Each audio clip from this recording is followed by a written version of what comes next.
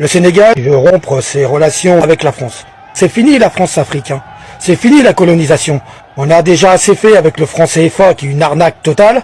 Les gens là qui meurent sur les plages, et je mesure mes mots, si c'était des blancs, la terre entière serait en train de trembler. Le Sénégal n'est pas un groupe WhatsApp duquel on peut faire entrer et sortir à sa guise selon ses intérêts politiciens. La nouvelle est devenue virale sur les réseaux sociaux, notamment sur le Facebook sénégalais et aussi et surtout sur le Facebook du continent africain. Oui, la situation est en train de se compliquer pour la France au Sénégal. Oui, ce que nous apprenons des sources très proches de la présidence sénégalaise, la France risque de lire l'heure. Et tant que je serai député de la CEDEAO, je continuerai à me battre pour ça. Qu'on va m'empêcher de dire ce que j'ai entendu, ce que j'ai vu et ce que je sais. Comme on dit, on ne libère pas un peuple. Un peuple se libère. Un peuple se libère. Personne ne libérera les peuples de la CEDEAO. C'est au peuple de la CEDEAO de se libérer eux-mêmes. C'est désormais la rupture totale entre le Sénégal et l'influence française traditionnelle. Selon plusieurs sources d'information, le Sénégal serait en train de déconstruire progressivement les alliances de domination française sous l'impulsion du Premier ministre Ousmane Sonko. Malgré le rapprochement de plus en plus visible du président Bassirou Diomaye Faye avec la France, son Premier ministre Ousmane Sonko poursuivrait discrètement mais fermement son combat pour libérer le Sénégal des accords jugés déséquilibrés avec Paris. Le modèle souverainiste déjà incarné par les dirigeants de l'AES, notamment Ibrahim Traoré, Assimi Goïta et Abdourahmane Tiani, semblerait aujourd'hui inspirer de plus en plus le gouvernement sénégalais conduit par Ousmane Sonko. Dans le même temps, le député sénégalais Guy Marius Sagna poursuit son combat au sein de la communauté économique des États de l'Afrique de l'Ouest pour défendre une souveraineté africaine totale et une indépendance politique renforcée. Je vous laisse d'abord écouter cet extrait, puis nous reviendrons ensuite pour une conclusion explosive. Le Sénégal veut rompre ses relations avec la France. Mais ils ont totalement raison. Hein, c'est des peuples souverains. C'est l'Afrique souveraine. Ils en ont marre de nous. Eh ben, faut partir. C'est fini la France-Afrique, hein. C'est fini la colonisation. Donc à un moment donné, il faut se mettre à la page.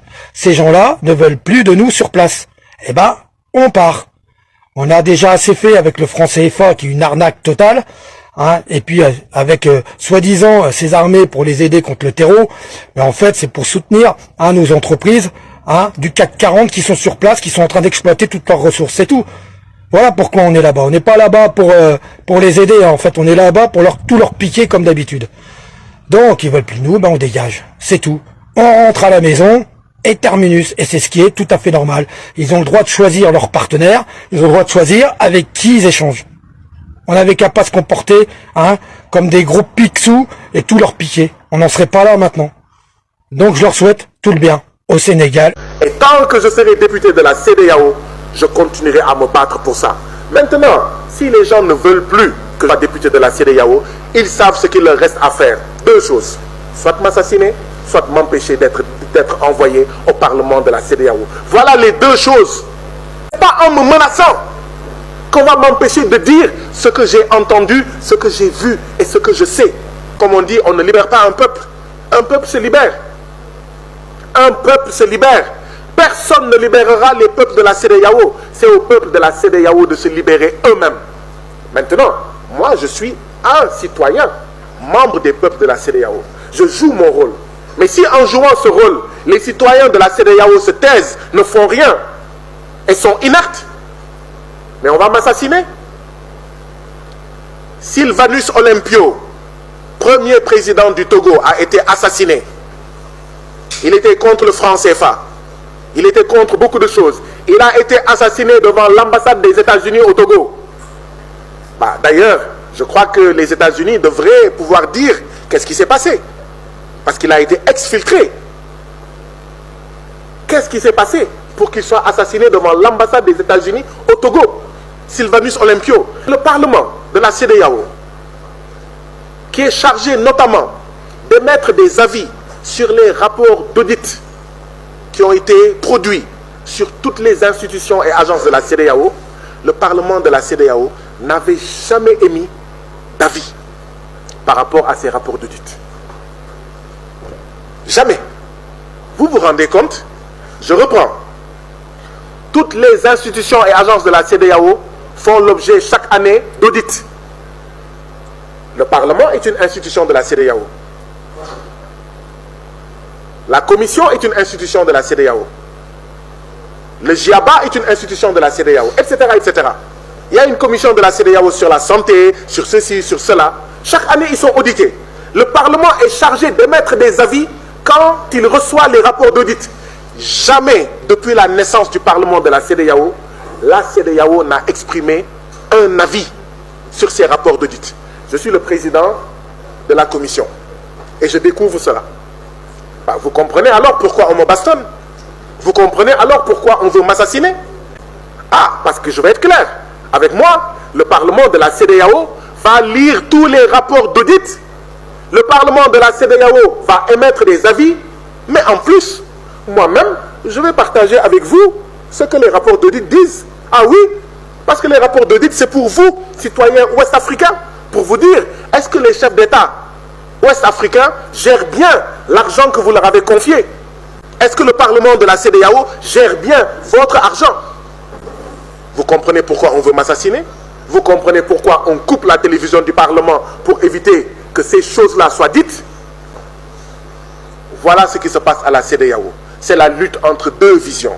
Une vision conforme à vos intérêts, vous mes frères et sœurs ouest-africains, et une vision totalement opposée pour les intérêts de politiciens, pour les intérêts de chefs d'État, pour qu'ils durent à la tête de la CEDEAO. Voilà les deux CEDEAO qui se font face. À vous de dire, quelle est la CEDEAO que vous préférez? Quelle est la CEDEAO que vous soutenez? Et je vous encourage, s'il y a des choses dans ma posture que vous trouvez ne pas être bonnes, que vous trouvez ne pas être fidèles à vos intérêts, n'hésitez pas à me le dire. Le vent du changement souffle désormais avec force sur l'Afrique de l'Ouest. Après le Togo, dont les prises de position et certaines orientations politiques traduisent un rapprochement de plus en plus visible avec la vision souverainiste de l'AES, c'est aujourd'hui le Sénégal qui semble emboîter le pas vers une quête assumée de souveraineté totale. À travers les déclarations du député Guy Marius Sagna et les actions du Premier ministre Ousmane Sonko, une nouvelle dynamique politique semble émerger dans la sous-région, celle d'une rupture progressive avec les mécanismes jugés néocoloniaux et les anciennes relations de dépendance imposées par la France. En interne, Ousmane Sonko continuerait à porter un combat stratégique visant à rééquilibrer les accords entre Dakar et Paris, avec pour objectif de redonner au Sénégal une pleine maîtrise de ses choix économiques, politiques et diplomatiques. Malgré les signaux de rapprochement observés entre le président Bassirou Diomaye Faye et la France, une partie du pouvoir sénégalais semble déterminée à poursuivre une ligne souverainiste inspirée par les dirigeants de l'AES, notamment Ibrahim Traoré, Assimi Goïta et Abdourahmane Tiani. Dans le même temps, Guy Marius Sagna poursuit son offensive politique au sein de la communauté économique des États de l'Afrique de l'Ouest. À travers ses déclarations, il dénonce ouvertement ce qu'il considère comme l'opacité, les dérives de gouvernance et les luttes d'intérêts qui fragiliseraient l'organisation ouest-africaine. Son discours met également en avant la nécessité pour les peuples africains de reprendre eux-mêmes le contrôle de leur destin, sans attendre une quelconque intervention extérieure.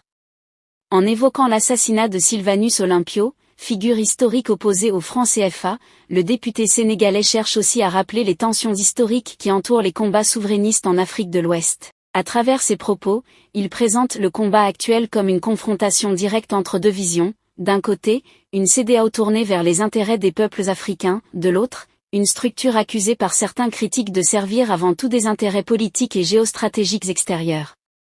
Aujourd'hui, le climat politique gronde dans toute la sous-région.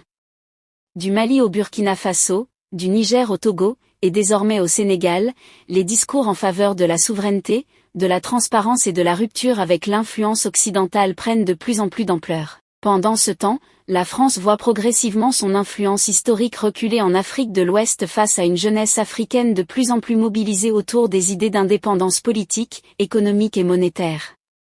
Que pensez-vous de cette décision historique que le Sénégal veut prendre? Laissez votre avis en commentaire. Si ça vous a plu, cliquez sur j'aime et partagez avec vos amis. Mais n'oubliez pas de vous abonner et de cliquer sur la cloche de notification pour ne pas rater mes prochaines vidéos.